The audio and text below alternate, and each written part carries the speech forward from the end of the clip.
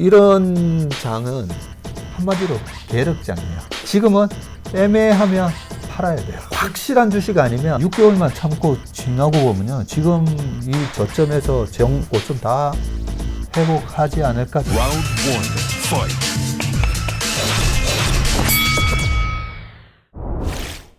안녕하세요. 박종훈의 경제한방입니다. 이 요즘처럼 투자가 어렵게 생각될 때 바로 이분을 꼭 모셔야 되죠. 이 채슬리 자문의 박세익 전무님을 모셨습니다. 오래간만에 반갑습니다. 네. 안녕하세요. 네. 네. 사실 전무님이 아니라 사실상 대표님이시죠. 네. 네, 대표이사 전무이기 때문에 네. 네, 그냥 전무라고 불러주시면 더 좋습니다. 네. 네. 많은 분들이 이 투자의 멘토로 이 박세익 전무님을 이렇게 좀 삼고 있다 보니까 하반기에 대해서 어떻게 생각하시는지, 특히 지금처럼 한 7개월 정도 주가 코스피가 뭐 어느 정도 박스권에 있다 보니까 네. 하반기 전망 다들 궁금해할 것 같은데요. 어떻게 네. 보고 계신가요? 우리가 이제 공을 물놀이 가서 공을 이제 쑥 넣으면 네. 탁 튀어오르잖아요. 그렇죠? 네. 깊이 집어넣으면 넣을수록 그 공은 강하게 튀어올라옵니다. 그런 효과가 있기 때문에 작년처럼 폭락한 장을 예측하는 게 사실은 더 쉬워요. 근데 와, 박전무는 어떻게 3천 가는 거 알았지? 2600인데 한 2200까지만 빠졌으면 네. 3200 못 왔어요. 아. 네, 그런데 이 내재 가치보다 훨씬 밑으로 1400까지 밀어 넣었기 때문에 네. 그 작용 반작용 있잖아요. 네. 네, 뉴턴의 3법칙. 액션, 리액션.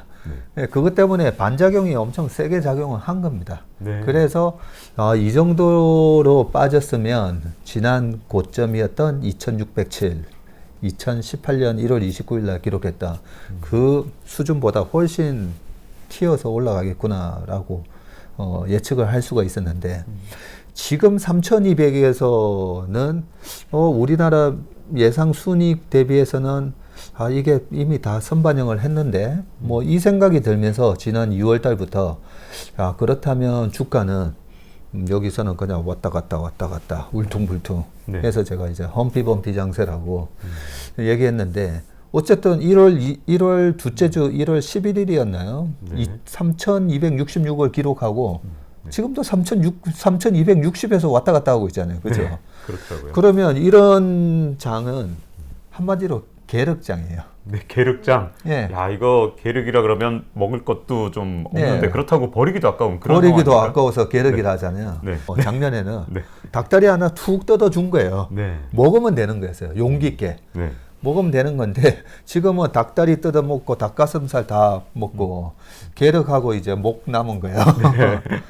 그걸 먹으려면 네. 이제 사람마다 이제 자기 취향과 스타일에 맞게 이제 매매하시면 되는데, 어쨌든 1월 달에 3266을 기록했던 그 지수가 지금 벌써 8월이잖아요. 네. 그쵸? 네. 8월까지. 7개월 동안 네. 왔다 갔다 했으니까 이 장에서 그 계륵 볼가 먹으려고 했던 분은 엄청 짜증이 날 거예요. 네. 노력은 열심히 했는데 노력한 거에 비해서 이제 수익이 안 나오다 보니까 오히려 뭐 수익이 나오는 거는 고사하고 막 마이너스가 나기도 하죠. 네. 그래서 조금 짜증이 나실 건데, 하나 다행스러운 거는 주가라는 게 두 가지 조정이 있잖아요. 네. 하나는 가격 조정이고 또 하나는 뭐죠? 기간 조정. 왜 이 기간 조정이 왜 필요하냐면요, 기업은 성장하잖아요. 네. 그렇죠. 성장하는데 이 주가라는 강아지가 너무 촐싹대면서 이번에 너무 앞서간 거예요. 네. 근데 어쨌든 기업의 가치는 성장을 해요. 네. 그러면 삼성전자만 하더라도 뭐 시스템 반도체까지 해서 파운드리까지 계속 한대요. 그냥 하는 성장인데 주가가 그래 하면서 벌써 이까지 가다 보니까, 그러면서 이렇게 지금 이 기업의 가치 상승의 축과 주가가 기간 조정을 하면서 이제 막 이제 만날 거예요. 네. 만나면 이 기업의 가치가 꺾이지만 않으면 주가는 만나면 또 튀어 올라가요. 네. 그래서 어떤 경우에는 거의 1년 동안 옆으로 횡보하기도 합니다. 네.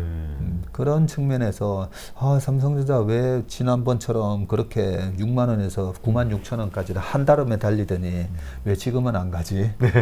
답답해 하시는 분들. 네. 네. 그게 이제 매출이랑 이익의 성장률로 봤을 때 주가가 너무 좀 빨리 반영을 하다 보니까 네. 그래서 이제 쉬는 부분이고, 하반기를 봤을 때 8, 9, 10월은 좀 어려운 홀이에요. 아무래도 예, 대주주 과세 요건이라는 우리나라에만 있는 약간 불합리한 과세 제도다 보니까 네. 2023년부터 이제 합리적으로 다 이제 전면 개정이 되는데 어쨌든 10억 이상 갖고 있는 주식을 연내에 팔면 네. 주주명부에 올라가기 전에만 팔면 세금을 안 내요.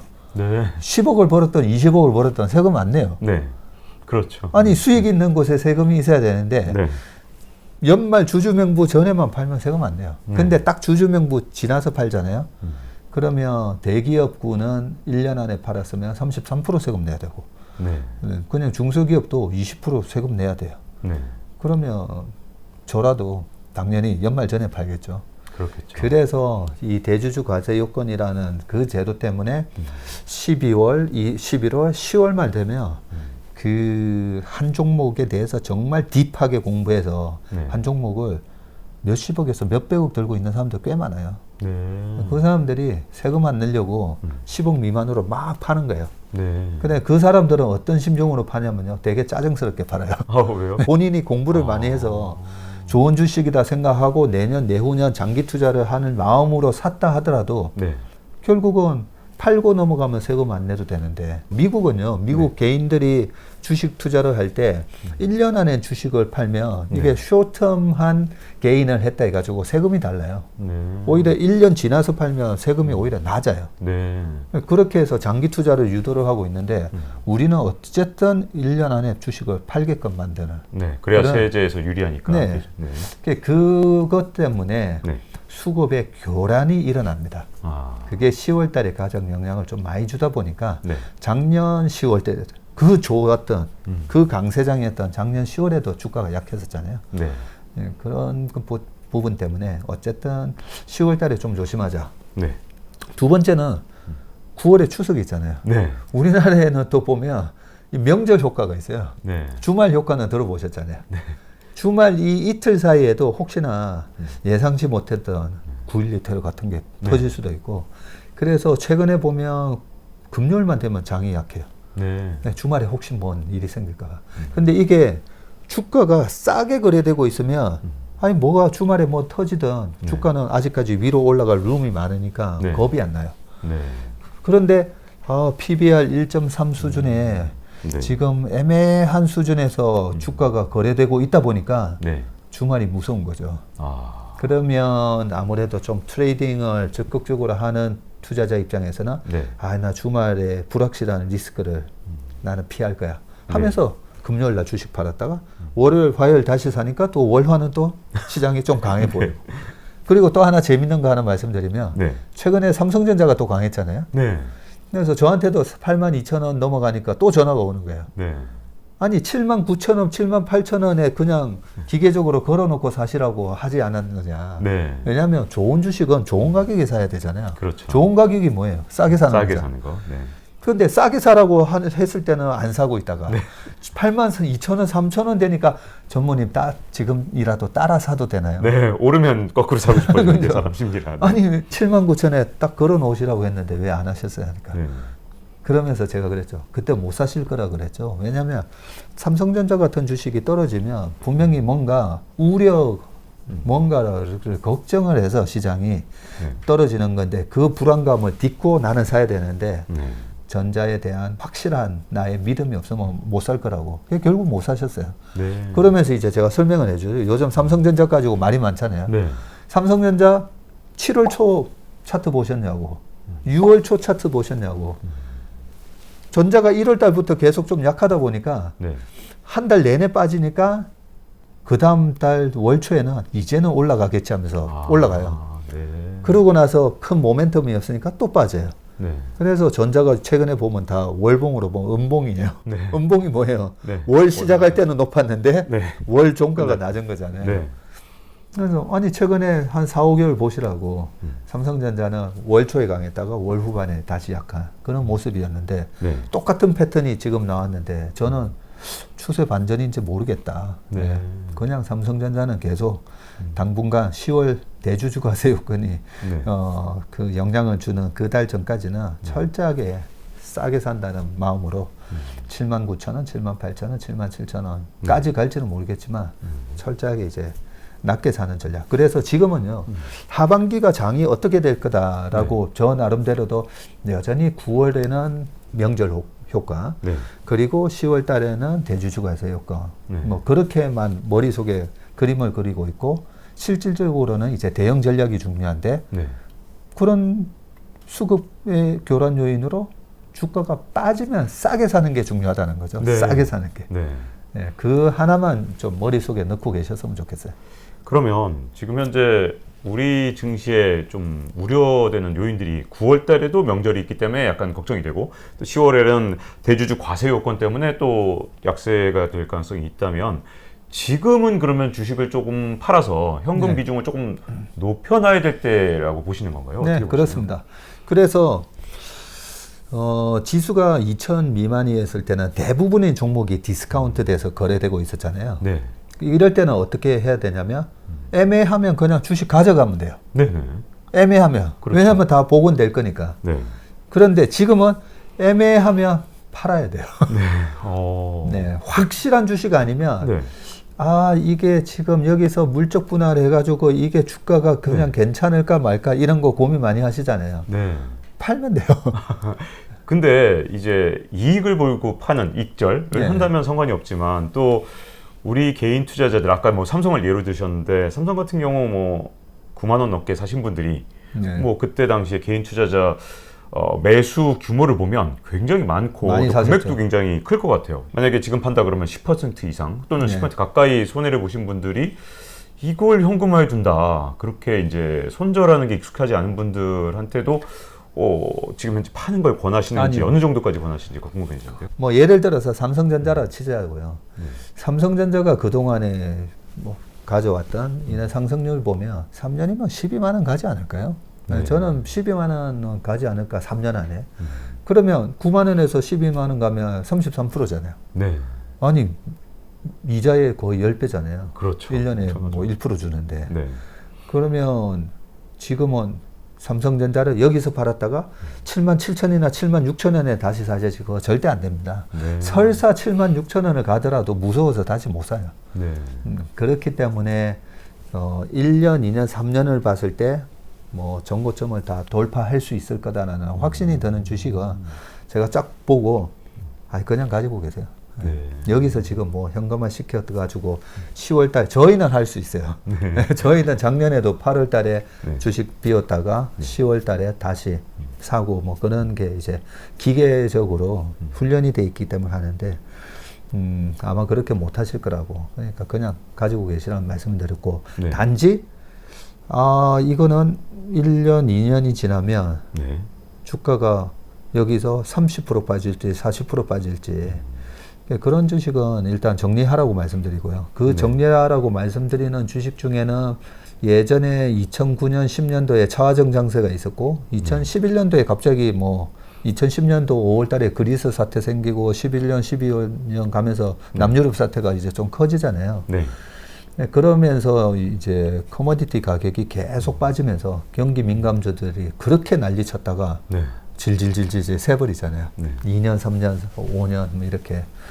그런 2, 3년 앞으로에 대한 그림이 불투명한 기업은 그러면 일단은 팔고 현금을 좀 가져가시는 게 좋고, 반면에 이제 경기 소비재는 제가 좀 좋게 보거든요. 경기 소비재는 왜 좋게 보냐면, 패드의 자산이 우리나라 돈으로 거의 1경이 됐죠, 1경. 그렇죠. 엄청난 돈을 풀었으면 그 돈에 이제 낙수 효과가 이제 나타나는데요. 와인잔을 이렇게 쌓아 놓으면 위에서부터 이제 물을 쭉 따라 주다 보면 그 기업들, 패드가 풀어준 돈들이 이제 기업에 막 이래 채워지게 되거든요. 채워지게 되는데, 작년에는 코로나에다가 뭐 정부에서 뭐 돈을 갖다가 뭐 퍼주다 보니까 그 돈으로 딜리버리 시켜가지고 뭐 치폴레도 사 먹고 뭐 피자도 사 먹고 그다음에 뭐 또 노트북도 주문하고 했겠죠. 그런데 미국 사람들도 최근에 이제 메이저리그 제가 관중을 보거든요. 유현진, 김광현 이래 보면서 관중이 얼마나 늘어나나 보면 관중이 많이 늘어나고 있어요. 프리미어 리그도 마찬가지고, 그죠? 영국에 지금 확진자 수가 하루에 3만 명이잖아요. 3만 명씩 되는데 아이 괜찮아. 우리 방역 안 해. 네. 괜찮아. 이 정도면 감기 수준이니까. 그리고 프리미어리그 관중 보면 거의 70% 차이세요 지금. 네. 마스크도 안 끼고. 그런 식으로 사람들이 막 나가서 놀고 싶은 그런 욕구. 그런 것들이 이제 올 연말 내년 뭐 폭발적으로 늘어날 거예요. 네. 그런 주식을 지금 갖고 있는데 주식이 지지부진한데 이걸 팔았다가 다시 10월에 다시 사고 그건 절대 못합니다. 그래서 네. 그런 주식 가지고 계신 분들은 그냥 한 6개월 동안 그냥 계좌 쳐다보지 말고 묻어놓고 있는 게 나아요. 네. 6개월만 참고 지나고 보면요. 지금 이 저점에서 고점 다 회복하지 않을까 저는 그렇게 네. 생각합니다. 근데 이제 많은 분들이 이제 떨어질 때는 그런 생각을 하잖아요. 네. 뭐 이제 단기적으로는 약세장을 보시고 이제 장기적으로 강세장이 올 거라는 확신이 든다면 당연히 그 약세장에서 주식을 사야겠지만 네. 정말 약세장이 왔을 때 나중에 강세장이 진짜 오는 거 맞을까라는 두려움 때문에 못 살 것 같은데 네. 앞으로 그러면 한 11월, 12월 혹은 그 뒤라도 강세장이 다시 올 거로 보시는 건가요? 어떻게 보시나요? 네, 11년도에 그리스 사태랑 남유럽 위기.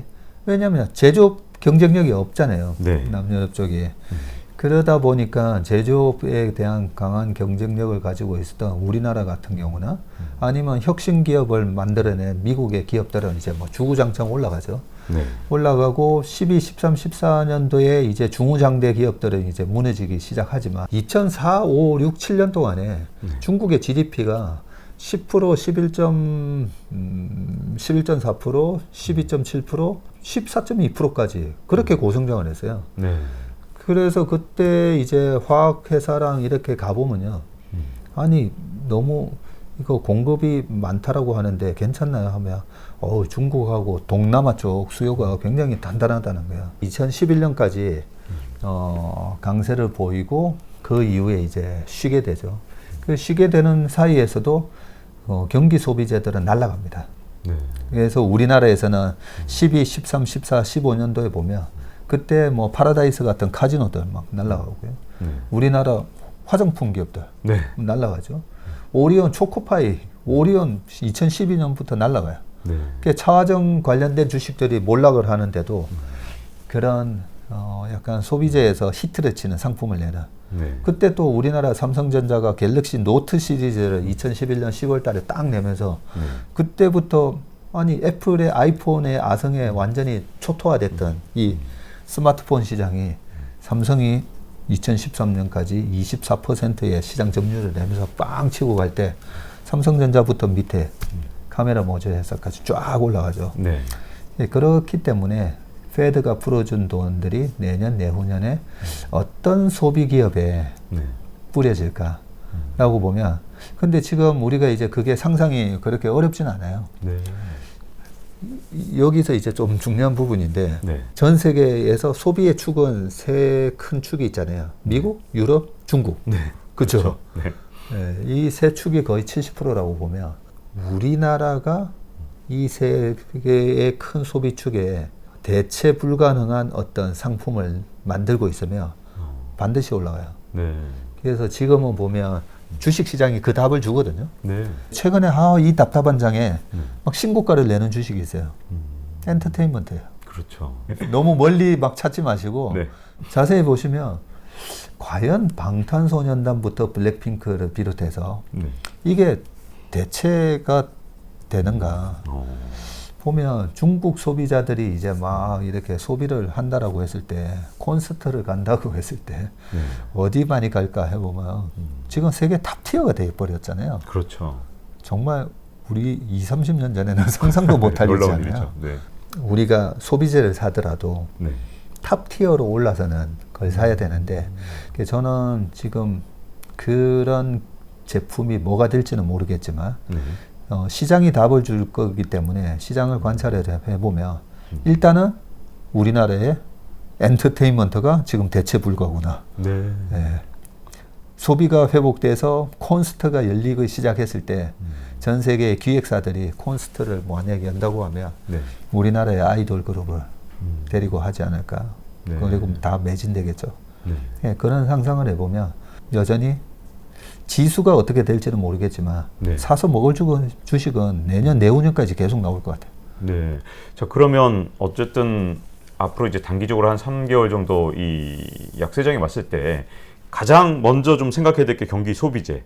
이쪽을 담아야 되겠다는 생각이 좀 드는데 네. 그리고 나서 또 많은 분들이 관심 있을 게 뭐 배터리라든가 IT라든가 플랫폼 기업들이라든가 워낙 개인 투자자들이 이런 기업들한테 지금 굉장히 많이 투자를 하고 있잖아요. 네. 이런 업종들 중에서 또 좀 꼽아본다면 어디에 관심을 좀 가져야 될까요? 현재 개인 투자자들이 관심 종목 중에서. 그 BBIG 중에 네. 배터리도 전 세계 탑티어잖아요. 네.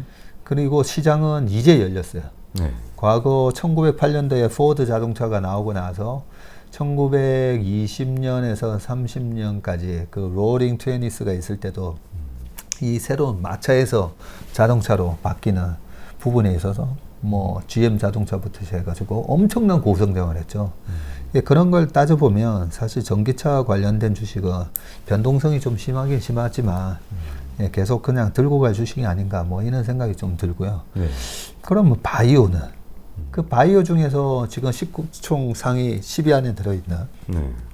셀트리온하고 삼성바이오가 있는데 셀트리온은 이제 셀트리온 헬스케어랑 이 합병 이슈 때문에 상장돼 있는 두 개의 세 개의 회사를 합치잖아요. 합치면 시가총액이 1.5 합쳤는데 3이 안 되고 2가 되는 경우가 꽤 많아요. 네. 네, 그 이슈 때문에 일단은 저는 이제 셀트리온보다는 삼성바이오를 이제 선호를 하는데 삼성바이오 같은 경우만 하더라도 일단 계속 고성장이에요. 고성장이고 삼성바이오가 CMO 1등이잖아요. 네. 전 세계 1등 됐어요. 2016년 11월 9일인가 삼성바이오가 상장될 때만 하더라도 뭐 론자라든지 이런 기업을 우리가 나중에 이제 추월하겠다 뭐 이런 얘기였었는데 지금 1등이에요. 네. 전 세계에서. 그러면 그 CMO 시장 자체는 또 계속 커지는 산업이다 보니까 그래서 삼성바이오 같은 경우에도 일단 좀 비싸졌어요. 거의 90만 원 됐으니까. 네. 그런 기업들을 이번 9월 10월 달장에 저는 잘 포착을 해야 되는데 이렇게 공부를 해보면서 이거는 내가 들고 있는 주식 빠지면 어떨까? 그만큼 내가 가지고 있는 주식에 대한 확신이 없는 거잖아요. 네. 그런데 어떤 기업은 내가 공부를 해서 딱 기다리고 있어야 되는 거거든요. 지금 기다릴 때군요. 네. 이제 2부로 넘겨서 2부에서는요. 구체적으로 최근에 일어나는 사건들에 대해서 좀 어떻게 바라봐야 될지 테이퍼링 이슈라든가 이런 이슈에 대해서 좀 자세히 들어갈까 합니다. 1부를 열심히 봐주셔서 감사드리고요. 잊지 말고 구독과 좋아요 눌러주시고 다음 시간에 뵙겠습니다. 고마해라. 그러면 박정문은 뭐 어느 정도 보는데 네, 공부하시잖아요. 궁금해지는데요. 네. 내가 투자하고 있는 이 판때기에 누가 지금 플레이를 하고 있는지 이제 알아야 되거든요. Round one, fight.